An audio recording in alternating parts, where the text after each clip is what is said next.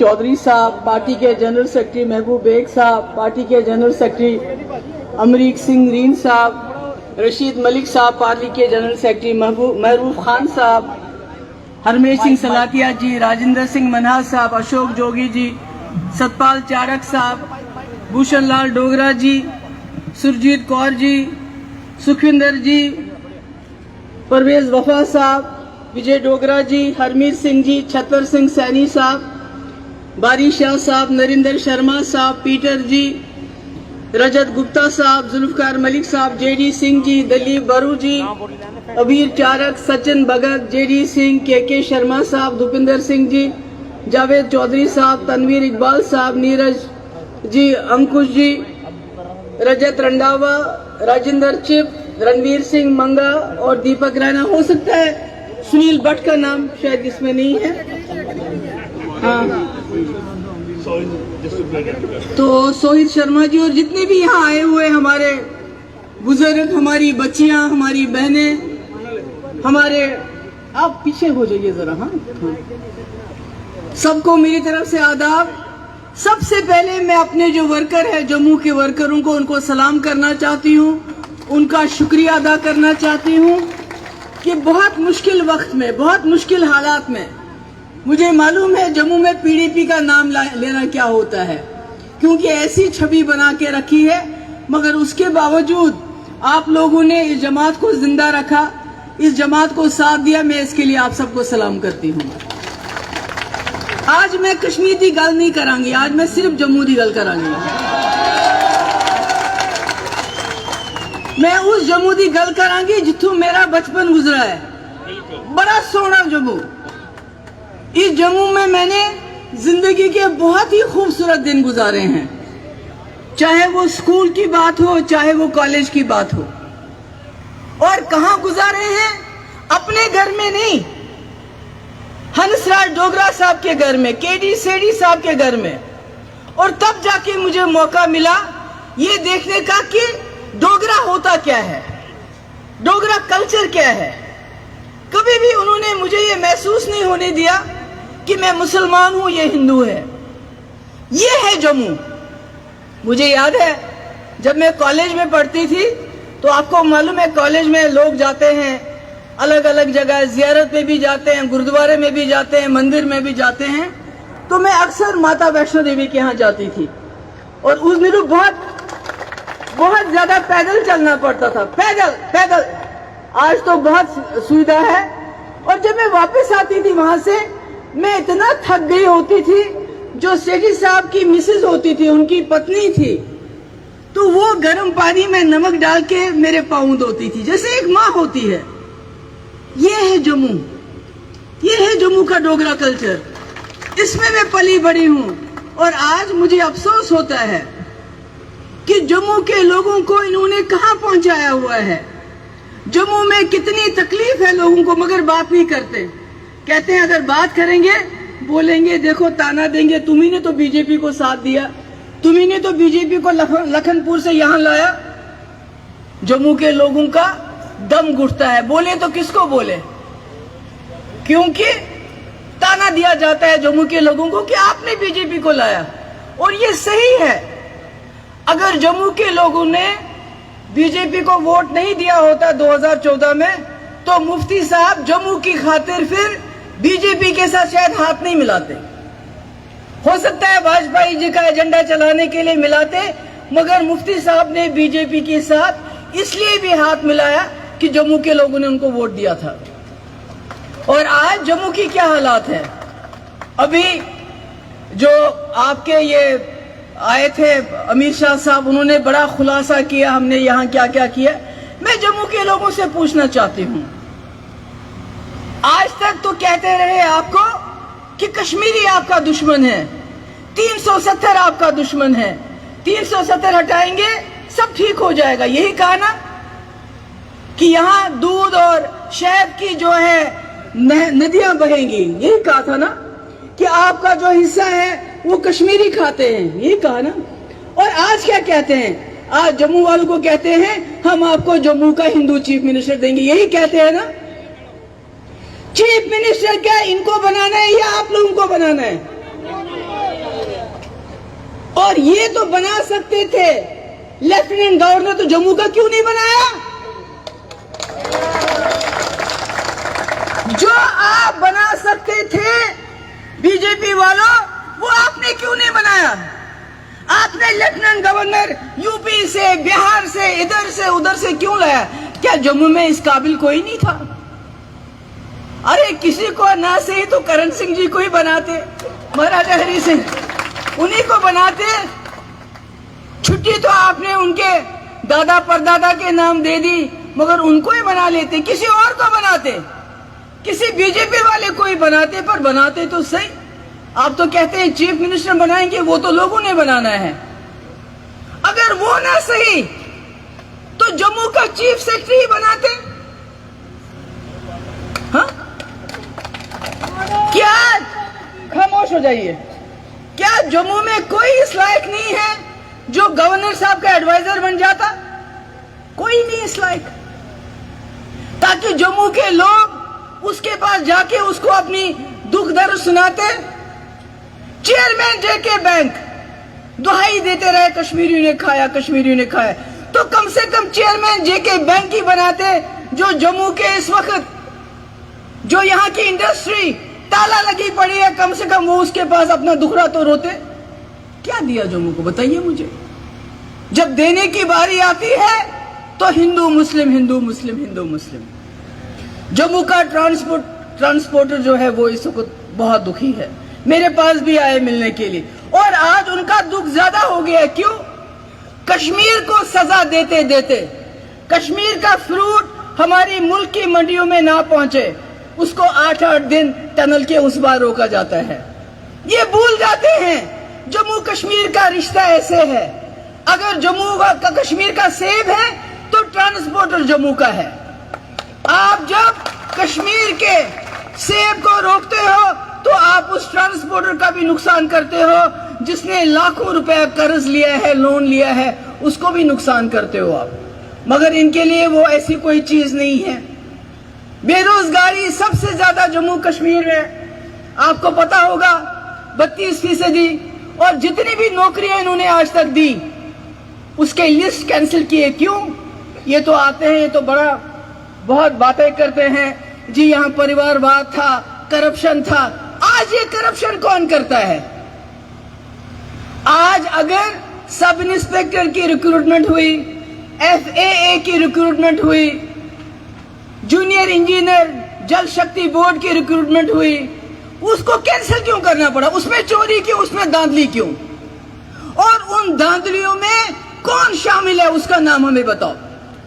Governor साहब, उसका नाम बताओ। नहीं बता सकते, क्योंकि बताएंगे तो बहुत मुश्किल हो जाएगी, बड़ी मुश्किल हो जाएगी। ये जो करप्शन की बात करते हैं, मुझे बताइए, बीजेपी कहती है हम दुनिया में सबसे बड़ी पार्टी है, होंगी, मगर बीजेपी दुनिया की सबसे अमीर तरीन पार्टी है, जिनके पास सबसे ज्यादा पैसा है वो बीजेपी है। वो कहां से आया? क्या आप कभी सोचते हैं कि वो पैसा कहां से आया? ये 8 साल में इनके पास इतने ज्यादा पैसा कहां से आया? वो पैसा आया कि किसान का लोन ये माफ नहीं करते हैं, 1 लाख, 2 लाख, 3 लाख। मगर जो बड़े बड़े इनके दोस्त हैं, अडानी हो, अंबानी हो, दूसरा नहीं हो, तीसरा नहीं हो, उनके लाखों करोड़ लोन माफ करके उसमें हिस्सा मिलता है इनको। आपको समझना चाहिए इस बात को। तभी एक एक दफ्तर इनका 100-100 करोड़ की बिल्डिंग बनता है। वो कहां से आया? ये जो 2014 से पहले 100 रुपए का गमछा बांधते थे गले में, आज 80,000 का गमछा डालते हैं। कहां से आया वो? बताइए मुझे, कहां से आया? जो ऐनक पहनते थे 5,000 की, आज 1.5 लाख की ऐनक पहनते हैं। बताइए कहां से आता है ये? तो ये जो अपने आप को बड़े वो समझते हैं कि हम ईमानदार हैं, सबसे अगर कोई करप्ट जमात है तो वो बीजेपी है, जिन्होंने लोगों की जेबें काट काट के अपनी जेबें भरी। अपना जो एक MLA की बोली 50 करोड़ रुपए, जब इनको सरकारें गिरानी होती है, जब ईडी फेल हो जाती है, सीबीआई फेल हो जाती है, एनआईए फेल हो जाती है, करप्शन ब्यूरो फेल हो जाता है, तो फिर पैसा काम करता है। 50 करोड़ रुपया दो, एमएलए खरीदो और सरकारें गिराओ। ये बात करते हैं ना जमहूरियत, किस जमहूरियत की बात करते हो आप? कौन सी जमहूरियत आपने लाई? आपने जमहूरियत का बेड़ा गर्क कर दिया। लोग चुनते एक सरकार को, आप पैसा लेके ईडी के जरिए उस सरकार को गिराते हो और अपनी सरकार बनाते हो। आप कहते हैं पंचायत राज। अरे पंचायत राज यहां जवाहरलाल नेहरू ने लाया था, जिसको आप गली गली बदनाम करते हो। क्यों? क्योंकि वो राहुल गांधी का ग्रेट ग्रैंडफादर था। जवाहरलाल नेहरू कौन था? मैं काफी देर से जब ये उनकी मुखालफत करते रहे, हम सिर्फ उनको चाचा नेहरू तक जानते थे। मैंने उनके बारे में पढ़ना शुरू किया और पता चला रईस आदमी के बेटे, मोतीलाल नेहरू के बेटे। मगर क्या किया उन्होंने? जब वो विलायत से आए, आजादी के लिए 10-12 साल वो जेल में रहे, गांधी जी के हाथ में हाथ मिलाते हुए आजादी की लड़ाई लड़ी सरदार पटेल के साथ। और जितने भी लीडर थे, अगर भगत सिंह हमारे फांसी पे चढ़ गए तो जवाहरलाल नेहरू जेल चले गए। और उसके बाद जब आजादी मिली, अंग्रेजों ने मुसलमान और हिंदू के 2 टुकड़े कर दिए थे, जमीन के भी और इंसानों के भी।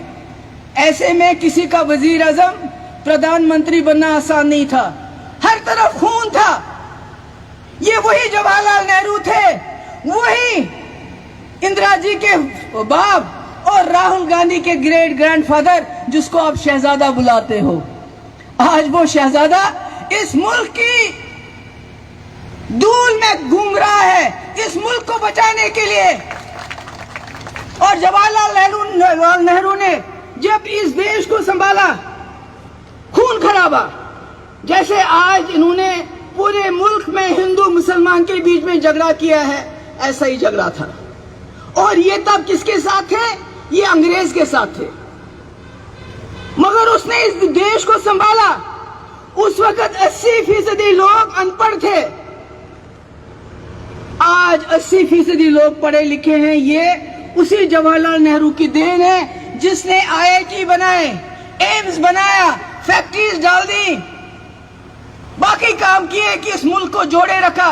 सबसे बड़ी चीज जिसके ये दुश्मन है वो है गंगा जमुना भाईचारा, सेक्युलरिज्म, डेमोक्रेसी, जिसमें दलित को भी वही वोट है, ब्राह्मण को भी वही वोट है, हिंदू को भी वही वोट है, मुसलमान को भी वही वोट है, सिख को भी वही वोट है। उससे डरते हैं ये चाहते हैं ब्राह्मण के पास कुछ रहे, बाकी किसी के पास कुछ ना रहे।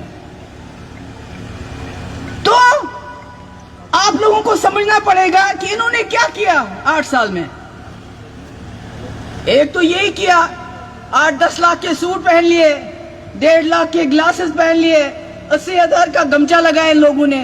और सबसे बड़ी चीज जो की, इन्होंने गैस सिलेंडर दिया लोगों को। मगर कांग्रेस के वक्त में जब दिया, 500 रुपया थी गैस सिलेंडर की कीमत, आज 1000 रुपए है। उन्होंने वो गैस सिलेंडर चूल्हे में डाल के उनको जलाना शुरू कर दिया। ये इनकी सबसे बड़ी चीज है। दूसरी चीज, हम मुफ्त राशन देते। क्यों देते हो? अरे जिन लोगों को मनमोहन सिंह ने गरीबी से ऊपर उठाया था, आप उनको फिर नीचे ले गए। 80 करोड़ लोगों को मुफ्त राशन इसलिए कि उनके पास 2 वक्त का खाना नहीं है। ऐसी हालत कर दी आपने इस देश की, ऐसी बर्बादी कर दी इस देश की। अभी देखिए आरसपुरा कनाल, उसका हाल देखिए, अभी हमने देखा उसका हाल क्या है। कोई पूछता नहीं है।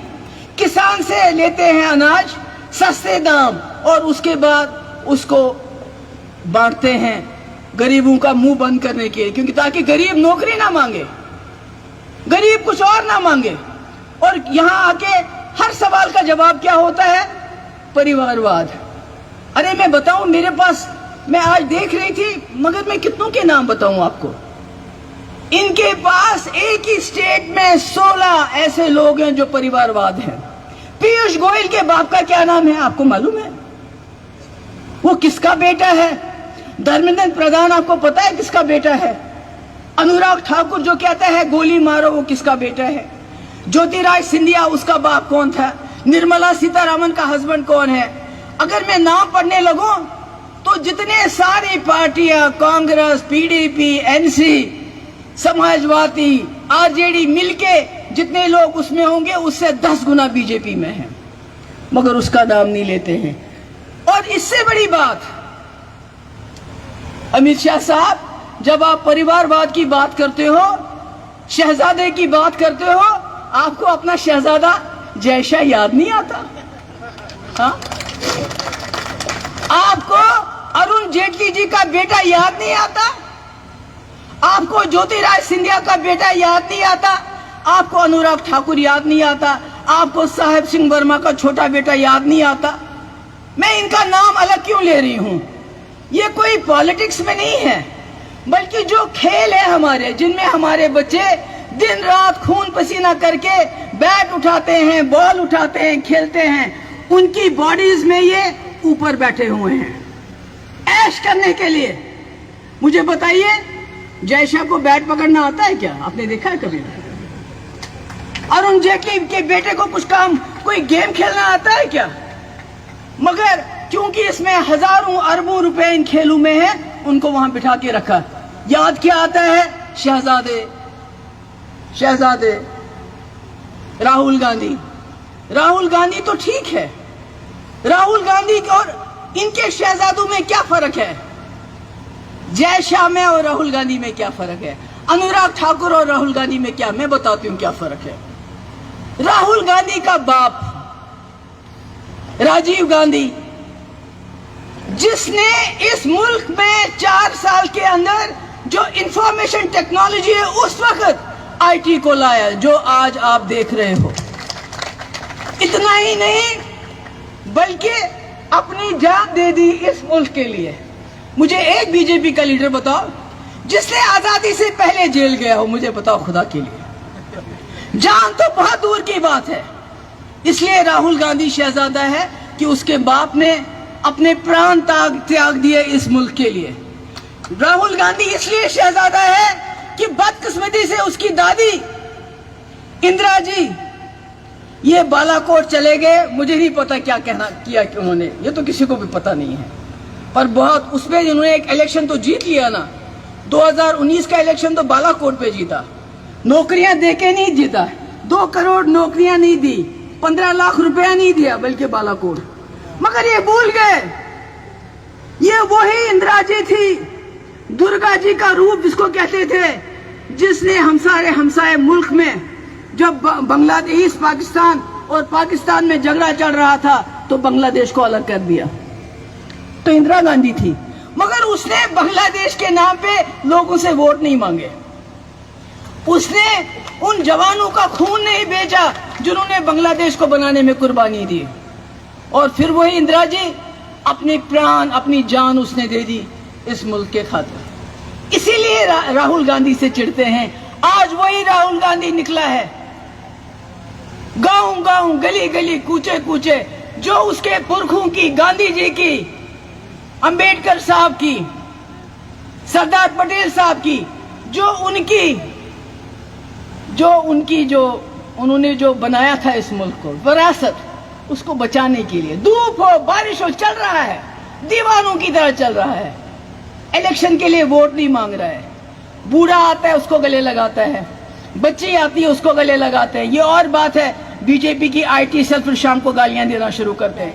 छोटी छोटी बच्चियों के लिए कुछ कहते हैं, हमारी माओं के लिए कुछ और कहते हैं। तो मैं कहती हूं कि इस देश को बचाना है।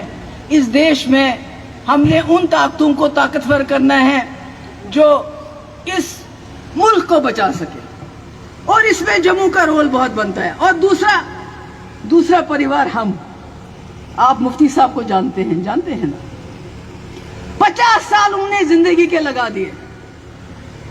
आज जो इन्होंने पूरे मुल्क की ताकत झोंकी है, कश्मीर में झोंकी है कि नहीं? फौज, पुलिस, ईडी, एसआईए, सीबीआई, पता नहीं क्या क्या, यूएपीए, पीएसए, यानी पूरा जेल बना के रखा, फिर भी काबू नहीं होता है। मगर मुफ्ती साहब ने अपने बातों से, अपने तौर तरीके से कश्मीर के लोगों के दिल जीते थे।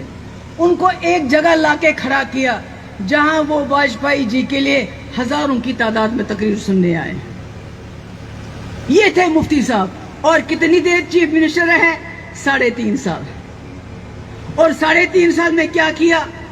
रहबर तालीम, रहबर सेहत, रहबर ज़राअत, जो उस वक्त तक नामो निशान नहीं था, और हजारों के तादाद में। जरा पानी दे दीजिए।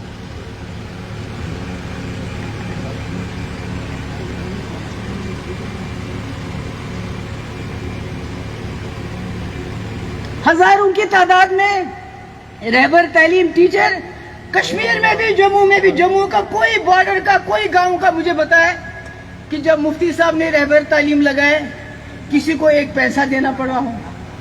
मुफ्ती साहब ने जो आपके LOC ट्रेड, मुफ्ती साहब ने कश्मीरी पंडितों के लिए जो आज 6 महीने से वहां पड़े हुए हैं, जिनको कोई पूछता नहीं, जिनको ये इस्तेमाल करते हैं इलेक्शन में वोट के लिए, कश्मीर फाइल्स के लिए, उसको हिट करवा दिया। उसने करोड़ों रुपए कमाया। मगर आज कश्मीरी पंडित, उनके लिए ट्रांजिट कैंप मुफ्ती साहब ने कश्मीर में शुरू किए थे। यूनिवर्सिटीज कश्मीर में, जम्मू में, हरी सिंह पार्क, मैं कितनी नाम ले लूं। और आज जो आप देखते हैं, जो बहु फोर्ट की जो गंडोला है या पत्नी टाप का गंडोला है, ये बीजेपी ने नहीं, मुफ्ती साहब ने। आज जिन मेडिकल कॉलेजों का ये रिबन काटते हैं, वो मनमोहन सिंह ने दिए थे और मेरे टाइम में उनका काम शुरू हुआ था। इन्होंने कुछ नहीं किया, इन्होंने कुछ नहीं किया। अब मेरी, क्योंकि मुझे ज्यादा बोलना मुश्किल हो रहा है, मैं यही कहना चाहती हूँ, आप लोगों से गुजारिश करना चाहती हूँ कि जम्मू कश्मीर के लोगों इकट्ठे हो जाओ। जिस तरह लद्दाख के लोग इकट्ठे हो गए, उन्होंने अपनी बात मनवाई, अपनी नौकरियां अपने पास रखी, अपनी जमीन अपने पास रखी। जम्मू कश्मीर के लोग इकट्ठे हो जाओ। और जिस तरह 1947 में कश्मीर से चली थी बात कि हिंदू मुस्लिम सिख इत्तेहाद आपस में भाई भाई, आज जम्मू वालों को वो काम कर, मुझे माफ कर दीजिए, गर्मी की वजह से मुझे बोला नहीं जाता है। मैं आप सबकी शुक्रगुजार हूँ, आप आए, मेरी बात सुनी।